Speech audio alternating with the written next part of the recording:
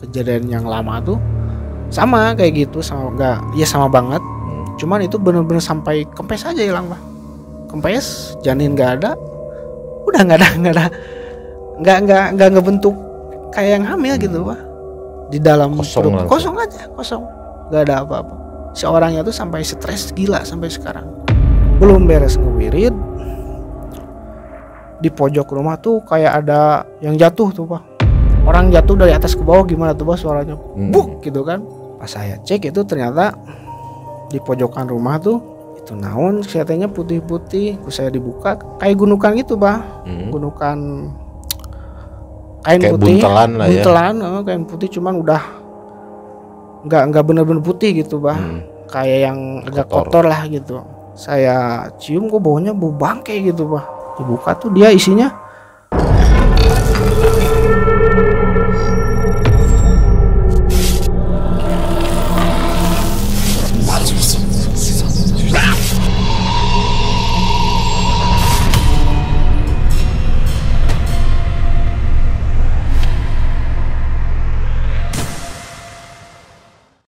Assalamualaikum warahmatullahi wabarakatuh. Sobat Malam Mencekam sekalian, kita berjumpa kembali di channel yang akan mengisahkan kembali kisah-kisah yang horor dan mencekam tentunya. Nah, kali ini kita kehadiran seorang narasumber.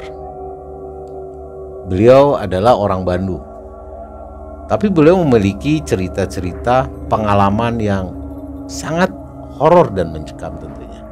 Di sini sudah hadir Kang Rizky ya. Ya, Assalamualaikum Kang Rizky. Waalaikumsalam. Nah, Kang Rizky gimana? Kabarnya sehat ya? Alhamdulillah baik Pak. Ya. Sawang Sula.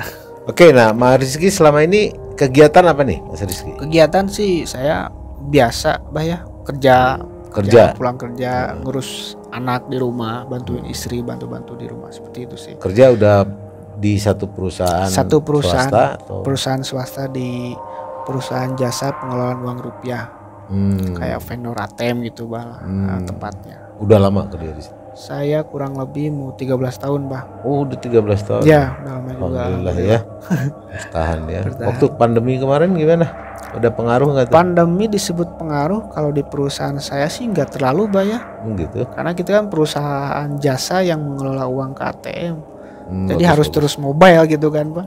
Mau nggak mau melayani nasabah gitu. Ya, ya. Terima kasih sudah hadir ke studio nih. Sama-sama. Ya, kita ngobrol-ngobrol akan menceritakan kisah yang dialaminya Kang Rizky ya. Ya. Nah, itu kira-kira kisahnya seperti apa nih Kang Rizky? Kalau disebut kisahnya tuh kayak berupa kiriman santet-santet kayak gitulah. Ada yang ada orang yang iseng nih ya kayaknya. Ngirim gitu pas kejadian itu waktu istri saya hamil anak yang ketiga Pak. Kejadiannya tuh. Apa pernah punya ada musuh mungkin atau apa enggak? Disebut punya musuh, dendam atau sama orang lain apa gitu nggak pernah sih Bang. Nggak pernah ya. Punya musuh atau apa nggak pernah. Berapa lama itu kira-kira berjalan? Berjalannya tuh 1 sampai 2 minggu lah. Tapi nggak selalu setiap hari sih. Jadi semacam teror gitu ya? Kayak teror gitu. Cuman teramat tragis lah kalau misalnya sampai kejadian ke istri saya gitu. Soalnya betul. Kondisinya kan waktu itu istri saya lagi hamil besar juga gitu. Oke, tahan dulu ceritanya. Nanti kita lanjutkan lagi. Nah, Sobat Malam Mencekam, bagaimana mencekamnya, horornya, pengalaman yang dialami oleh Rizky. Ini dia kisahnya.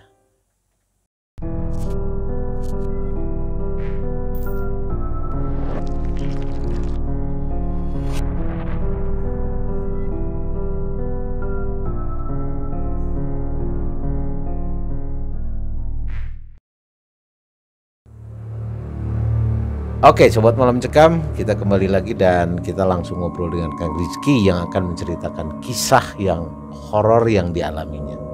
Gimana itu awalnya? Itu kejadiannya tahun berapa nih? Jadi kejadiannya tuh pertengahan tahun 2020 tepatnya pas awal-awal pandemi lah gitu.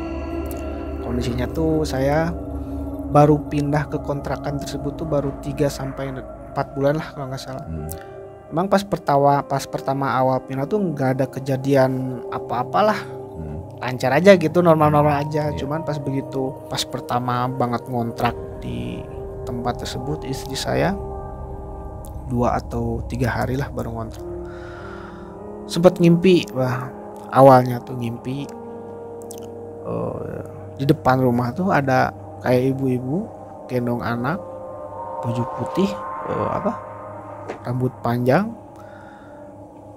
gini-gini ke istri saya. Istri saya posisi di teras rumah gitu, gini-gini. Hari istri saya kan, ini teh siapa gitu kan, gak terlalu dianggapin. Istri saya masuk aja, cuman pas istri saya masuk ke rumah dia ngikutin terus si wanita itu tuh, sampai pada akhirnya istri saya terbangun gitu. Baru paginya saya cerita ke saya, Pap, katanya tadi malam ngimpi gini. Mungkin itu mah cuma mimpi aja, kata saya gitu kan. Udahlah, makanya kalau tidur teh bacaan lah gitulah, kalau saya ke istri tuh bilangnya kayak gitu. Ini mah takutnya firasat yang aneh-aneh, Pap, kata saya gitu. Enggak lah, nggak mungkin, kata saya gitu. Saya lebih menguatkan kepercayaannya lah ke istri saya gitu, supaya jangan terlalu sugis kepada hal-hal yang kayak gitu, gitu kan. Apalagi kita kan baru pindah nih ke rumah ini gitu kan. Mendingan kita lebih berpikir ke hal-hal yang positif lah gitulah, biar memberikan aura yang bagus juga di rumah ini gitu. Terus ada satu hal kejadian pas anak saya yang kedua. Jadi pas lagi sakit panas, dia tuh ngigau terus ngelihat ke saya, langsung teriak tatut gitu kan. Anak saya pas waktu umur 2,5 tahun kurang lebih, Bang. Terus sampai saya gendong tuh, dia nggak mau tuh, Bang, kayak yang berotak gitu. Aku takut, nggak mau digendong. Sampai ini ada apa anak gitu kan. Sama istri saya sama nggak mau. Pokoknya kalau dia balik ke tembok tuh seolah-olah kayak ada yang, kalau kita liatin tuh kayak ada yang ngeliatin gitu, nunjuk tatut gitu. Kita kan nggak bisa ngeliat apa nih yang dilihat anak saya gitu kan. Jadi saya bingung sama istri saya, sampai udah kita berdoa aja, baca-bacaan apalah yang bisa, kata saya gitu. Doa di kamar terus. Itu anak saya menangis tuh dari jam 12 malam sampai jam 2:30, Pak. Lama juga. Terus saya berdoa sampai akhirnya azan subuh, baru dia berhenti. Baru saya bawa ke mertua saya waktu itu, Pak. Istri menginjak hamil 4 sampai 5 bulan lah kalau nggak salah. Ada tuh kejadian-kejadian aneh. Bukan ada, banyak lah gitu. Awalnya tuh kayak anak saya yang besar. Kalau subuh kan dia suka, kalau bahasa Sunda mah lilir. Iya. Lilir. Jadi kalau saya tidur kan di kamar istri saya, anak saya yang kecil, terus saya. Kalau anak saya yang besar lilir tuh, dia kayak ngelihat di atas saya tuh kayak ada makhluk, nggak tahu apa gitu ya. Kalau dia cerita ke saya kayak yang menunduk gitu, ngelihat ke saya dari atas gitu. Ini kepala saya di sini posisinya gitu. Dia cerita tuh pasti pagi-pagi ke saya kalau saya sebelum berangkat kerja. Pap, tadi subuh katanya ada orang di kepala Pap gini. Saya sih nganggapnya cuman itu mah kamu aja ngigau gitu kan, nggak terlalu nganggap. Sehari 2 hari keseringan tuh, Pak. Sering lihat gitu. Saya cerita ke istri saya sih bilang meren itu mah cuman ngigau aja, sama anggapannya kayak gitu awalnya mah. Sampai seminggu udah hilang tuh kejadian itu. Kejadian minggu berikutnya saya pulang kerja malam, tidur biasa normal. Pas sebelum adzan subuh saya ke air buat pengen kencing gitu, Bah ya. Balik lagi tidur ke kamar.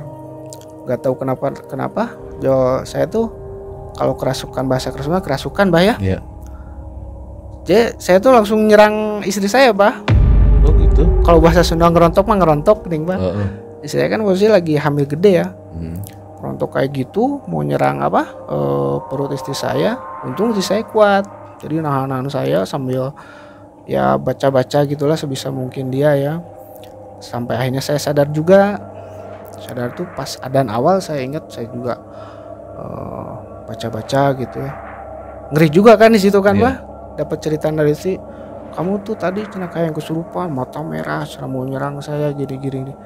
Ada apa ini, kata saya gitu kan. Saya kan nggak nyadar gitu, Bah ya. Dari situ saya bawa anak-anak, istri sama ya semua saya bawa ke rumah mertua saya, karena lokasi kontrakan saya dulu sama rumah mertua saya tuh nggak terlalu jauh, lumayan lah gitu. Cuman saya bawa pakai motor pas adzan subuh tuh. Cerita awal pertama tuh ke mertua, meren itu mah cuman kejadiannya pas kamu lagi kosong aja, terus ada yang lewat kalau kata mertua gitu kan awalnya. Di situ saya tuh masih belum percaya karena saya tuh orangnya tuh kan tipikal orang yang kurang percaya sama yang kayak gitu-gituan gitu. Dari dulu gitu.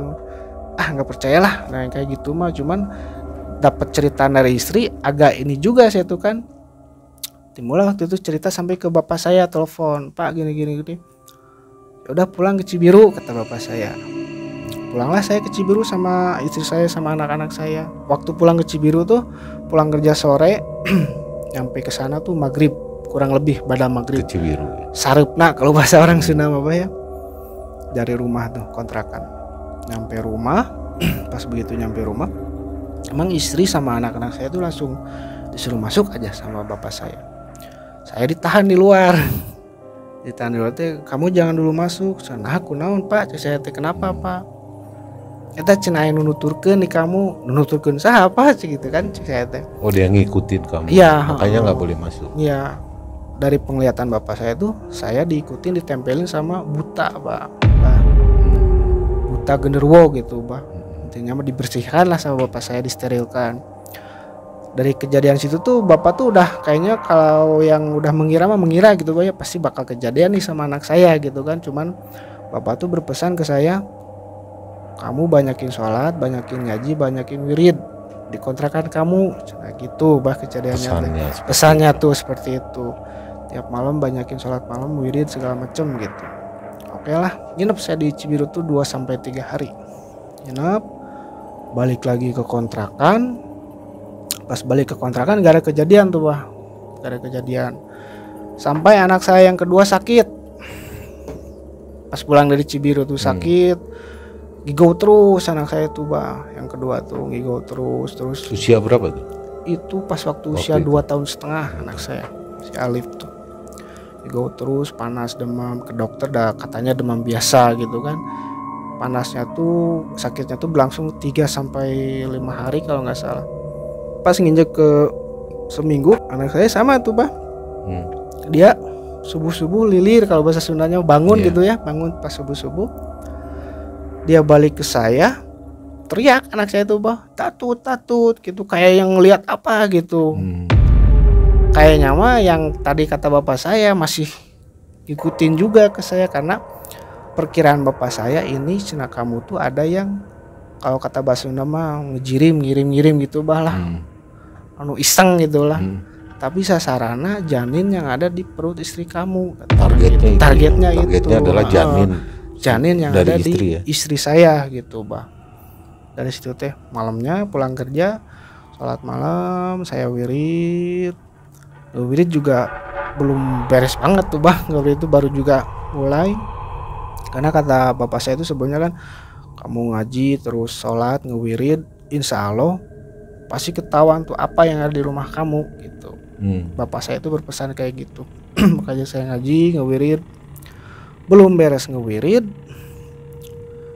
di pojok rumah tuh kayak ada yang jatuh tuh orang jatuh dari atas ke bawah, gimana tuh suaranya buk gitu kan, keras kan, pasti keras sekali. Awalnya perkiraan saya mungkin kucing atau tikus. Tapi dipikir-pikir kan rumah saya di atas tuh ini coran, bukan para, bukan beton apa, beton gitu kan, bukan kayak para gitu kan, bukan atap gitu.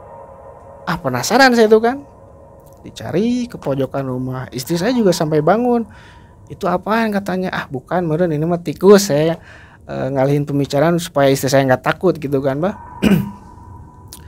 Pas saya cek itu ternyata di pojokan rumah tuh si yang jatuh itu di pojok deket kamar mandi jadi pas saya lihat itu naon kelihatannya putih-putih. Saya dibuka kayak gunukan gitu gunukan kain kayak putih, buntelan kain putih, cuman udah nggak bener-bener putih gitu kayak yang agak kotor lah gitu. Saya buka, Dibuka tuh ada dalamnya tuh kapas bah, kapas ukuran gini lah. Tapi dia dibuntel sama benang, kayak benang gitu pak. Kayak benang. Saya dibuka tuh dia isinya tulang belulang itu pak, tapi yang kecil-kecil, nggak tahu tulang apaan lah sayanya. Saya pegang tuh kan berlendir pak. Saya cium kok baunya bau bangke gitu pak. Wah ini kayaknya ini nih kata bapak saya kan. Dari itu saya nggak banyak ngomong, malah sempat saya fotoin bah. Si barang itu tuh fotoin, yang saya ketemu tuh saya fotoin, saya kirim ke bapak saya, ke paman saya yang di Garut, terus yang di Cianjur juga. Tapi nggak ada balasan karena mungkin lagi tidur ya. Posisinya kan pas tengah-tengah malam bisa tuh 1:30 atau 1:30 lah seingat saya. Saya nelpon bapak saya tuh maksudnya ini udah ada, mau saya apakan gitu kan. Sedangkan saya kan orangnya maksudnya nggak tahu nih kalau nemu kayak gini harus digimanain gitu kan. Istri saya udah bangun juga kan. Saya bilangnya udah tunggu dulu aja, lu mau diberesin kata saya. Saya nggak banyak mikir, langsung saya beresin si buntelan kain putih itu, terus saya buang. Jadi di kontrakan saya tuh jarak kira-kira 50-100 meter lah ada selokan gitu bah, si sungai gitu bah. Sungai agak gede gitu kan. Saya buang tuh ke sungai itu. Jadi jalannya itu kan emang agak jalan setapak gitu bah ya. Itu sepanjang jalan tuh bah saya ngejingjing barang itu kayak ada yang merhatiin gitu bah, padahal nggak ada gitu, seolah-olah ada yang ngikutin gitu bah, kayak berat banget gitu bah. Saya ngelihat ke belakang nggak ada apa-apa gitu kan, tapi saya mah yakin ini pasti ada sesosok kayak apalah gitulah. Saya jalan tuh sampai ke sungai, jusuk gawir gitu banyak bahasa Sunda. Posisi jam berapa itu? Sebelum adzan awal lah bah. Kejadiannya pasti kejadiannya tuh tengah malam sampai sebelum adzan awal kejadiannya tuh. Saya bawa tuh sampai saya buang ke sungai. Pas balik dari sungai ke kontrakan saya juga sama kejadian itu. Jadi kayak ada yang mengintai gitu bah, seolah-olah kita di pinggirnya kayak ada yang merhatiin gitu bah. Kayak gitu, terus angin gitu besarnya gitu bah ya. Saya nggak tahu lah fenomena apa itu bah ya, tapi yang jelas di situ saya alhamdulillah tuh udah ketahuan gitu kan. Saya langsung lari, nggak lari sih, kayak jalan cepat gitulah ke kontrakan karena saya ninggalin istri kan sama anak-anak saya kan. Saya nggak banyak ngomong, saya ajaklah istri sama anak-anak saya, udah ayo kita pulang ke mama, ke mertua. Karena saya udah feeling, wah ini mah pasti nggak akan bener kejadiannya kalau saya diem di sini sampai pagi gitu kan. Udah mah saya tahu dari bapak saya bakal kayak gini gitu kan. Langsung saya pulang ke Bungusari, ke rumah mertua saya. Ada apa kata mertua saya kan, kok subuh-subuh pulang ke sini? Saya cuman bilang, enggak ini anak lagi panas kata saya gitu. Mau tidur di sini, tidur aja di rumah mertua. Sampai paginya baru saya cerita ke mertua tuh. Jadi di posisinya di rumah mertua tuh ada mertua sama bibi, almarhum bibi. Saya cerita, mah bi tadi subuh teh gini saya nemuin gini. Nah terus bibi sama mertua saya tuh sampai bilang gini, gening kejadian lagi kayak gini. Jadi seolah-olah kejadian yang saya alami itu pernah terjadi sebelumnya, tapi udah jauh beberapa puluh tahun yang lalu gitu Pak. Malahan kejadian itu tuh sampai kejadian yang keambil janinnya itu Pak, sampai stres si orangnya, sampai disebut gila gitu Pak. Kejadian yang dulu itu tuh saksi hidupnya pun masih ada gitu Pak, di pada suka atas. Cuman saya nggak mau nyebutin nama daerah sama tempatnya. Termasuk kontrakan saya juga, takutnya jadi fitnah atau apa gitu Pak. Jadi saya sih cuman share berbagi pengalaman kejadian saya gitu Pak. Oh kayak gitu Pak kata saya. Kok udah tahu kayak gitu, kenapa Bapak ngebolehin saya ngontrak di sini gitu kan? Saya nanya ke Bapak, ke mertua saya teh gitu kan. Kata mertua saya, ya kan nggak tahu. Bapak nggak tahu cara bakal ada kejadian kayak gini. Terus ya Bapak kira udah nggak ada yang kayak gitu teh gitu kan. Ternyata memang masih ada yang kayak gitu bah gitu. Jadi seolah-olah kayaknya masih ada sih si orangnya di sekitaran situ. Kalau disebut yang muja maya muja gitulah kayak apa pesugihan gitu. Pesugihan kayak gitu, tumbal segala macam gitulah, saya nggak ngerti banyak kayak gitu. Tapi untungnya alhamdulillah setelah kejadian itu saya cerita juga ke orang tua saya. Nah ini Pak, jadi pas pagi saya di rumah mertua saya beres, saya ngobrol ngalor ngidul sama mertua sama istri segala macam. Lalu saya dapat telepon dari bapak saya. Bapak saya telepon nggak keangkat karena posisinya HP lagi dicas kan. Saya baca pesannya karena sebelumnya kan pas subuh tuh saya fotoin, Pak iya kamanakeun kata saya kan. Iya. Nah, si bapak nanyain bapak saya tuh, tadi kamanakeun? Dipicieun Pak, saya dibuang ke Walungan kata saya kan. Sungai, ya. Saya malah dimarahin sama bapak saya. Alasannya apa tuh katanya? Coba cenah kalau kamu dikubur di tanah cenah sedalam tangan kamu lah segini. Insya Allah pasti malik ka jelmana cenah. Daku bapak ge di dia digawean cenah.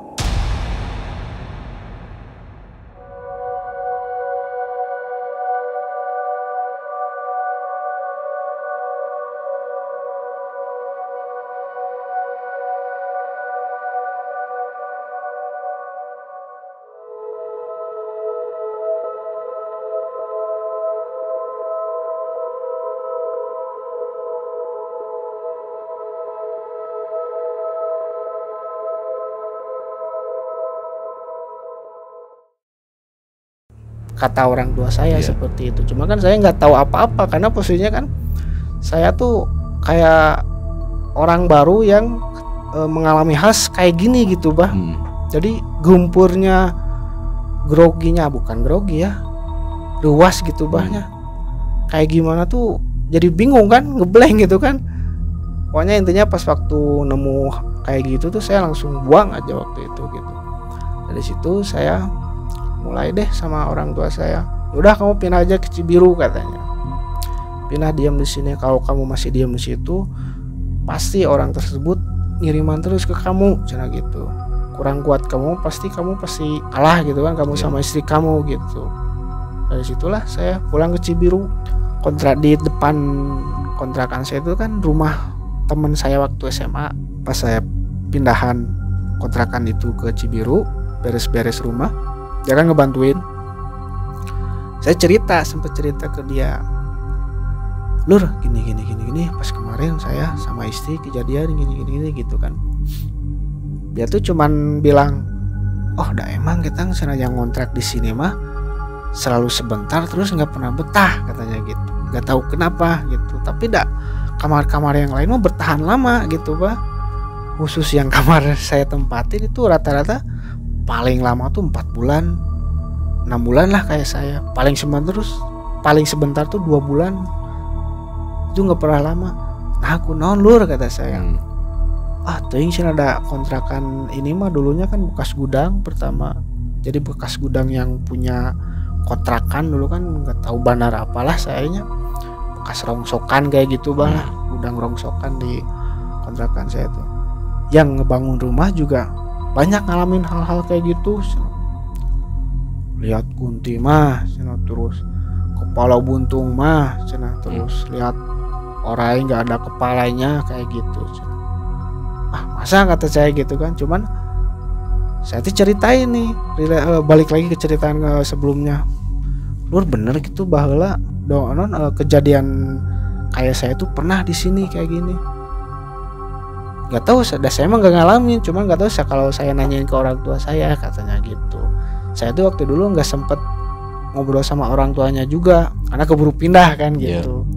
Sampai sekarang sih belum pernah nginjek lagi ke daerah situ, belum pernah lewat juga karena posisinya kan gang banget Bah. Si kontrakannya bulak belok gang terus nggak tahu, malas aja weh balik lagi ke daerah situ teh gitu Bah, karena udah ada pengalaman kayak gitu sebelumnya gitu, jadi nggak enak lah. Sampai balik ke Cibiru, alhamdulillah nggak ada kejadian apa-apa Bah, karena mungkin ya dari bapak saya sendiri gitu ya, udah kalau kata orang Sunda mah dipegeran gitu banyak. Sampai akhirnya brojol, anak saya yang ketiga tuh selamat dan sehat sampai sekarang begitu Bah. Nah itu waktu kejadian yang benda itu jatuh, terus alasan bapak menyesal bahwa ternyata benda itu udah dibuang ke sungai, respon bapak apa sih sebenarnya? Dia lebih ke, kalau bahasa Sundanya mah keselnya tuh kenapa sama kamu malah dibuang gitu, Bang. Coba kalau sama kamu dikuburin langsung. Terus si bapak tuh kalau waktu itu ngasih surat apa gitulah di WA tuh, saya lupa lagi. Itu insya Allah saya pasti balik lagi ke orangnya, kayak gitu. Ya, saya balikin, saya bingung Pak, bapak ditelepon tuh diangkat-angkat, di WA nggak dibalas-balas sama saya gitu, karena kan kejadiannya tengah malam Pak gitu.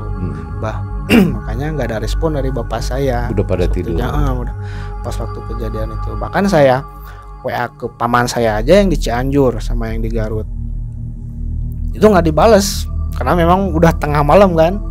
Mereka baru balas tuh pas benar-benar pagi gitu. Udah pagi baru mereka balas, ini ada apa gitu. Udah kejadian baru saya cerita semuanya ke keluarga gitu. Apa menurut mereka kenapa? Ya sama kayak menurut paman saya, wah tama sama cina ada yang kiriman gitu. Untung cina maneh kuat cina jeung pamajikan cina gitu kan. Saya sih ngelihatnya nggak ke situnya Pak.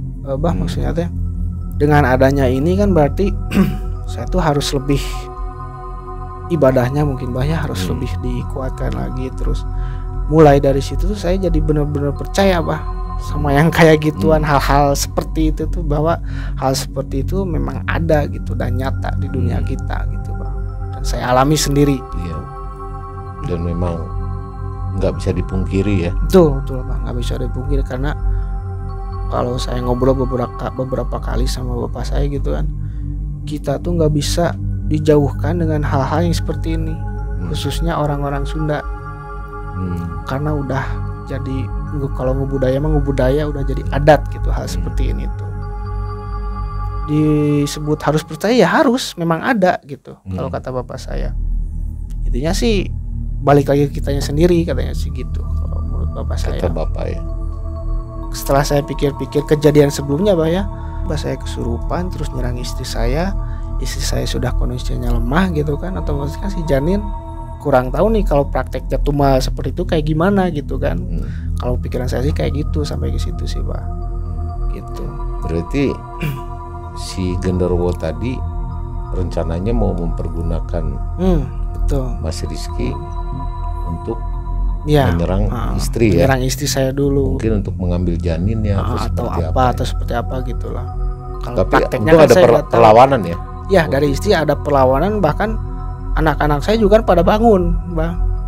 Pas waktu saya kesurupan tuh bangun anak aja, sampai anak saya yang besar tuh nangis dia kan ngelihat bahwa cina matanya merah terus kayak yang marah cina ke kendak teh cina pegang mau gini-gini cina gitu.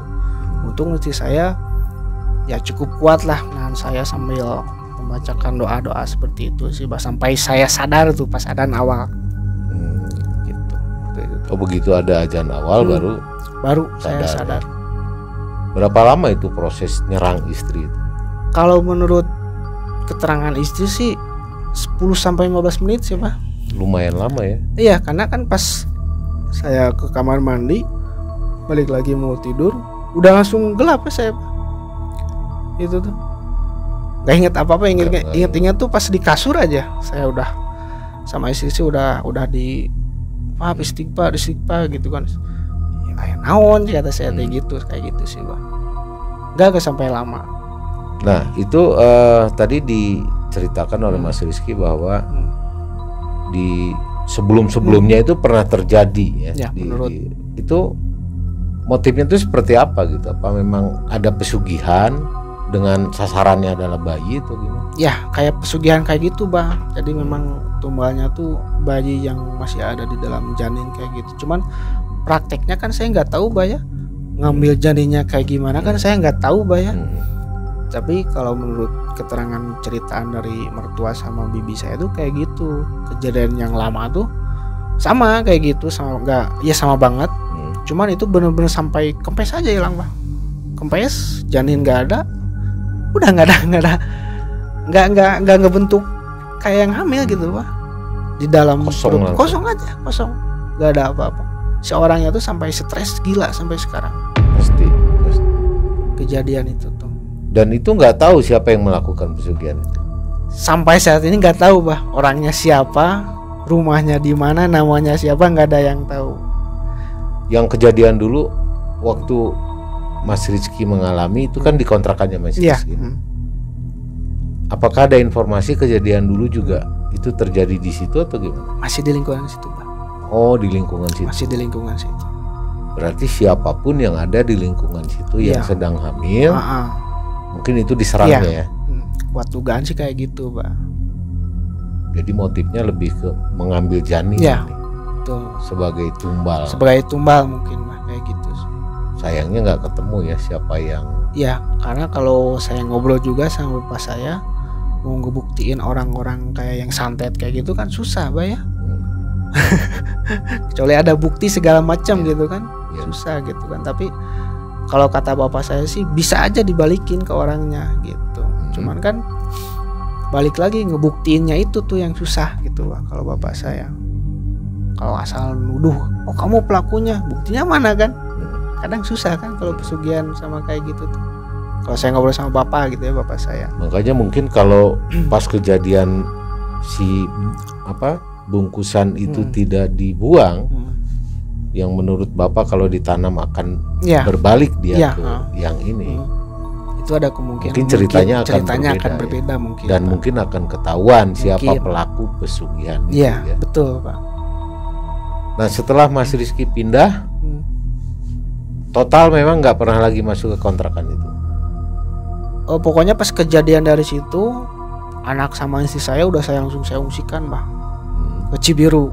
Terakhir saya beberes di kontrakan itu 2-3 hari lah kurang lebih.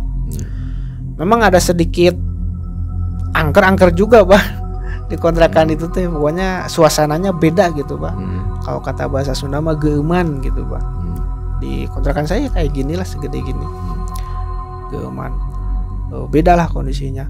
Jadi pas pindah ke Cibiru tuh memang udah los, nggak ada kejadian apa-apa lagi. Dari situ tuh alhamdulillahnya gitu. Berarti itu kejadiannya mungkin hanya sebatas di lingkungan tersebut. Ya, di lingkungan tersebut. Kontrakan itu.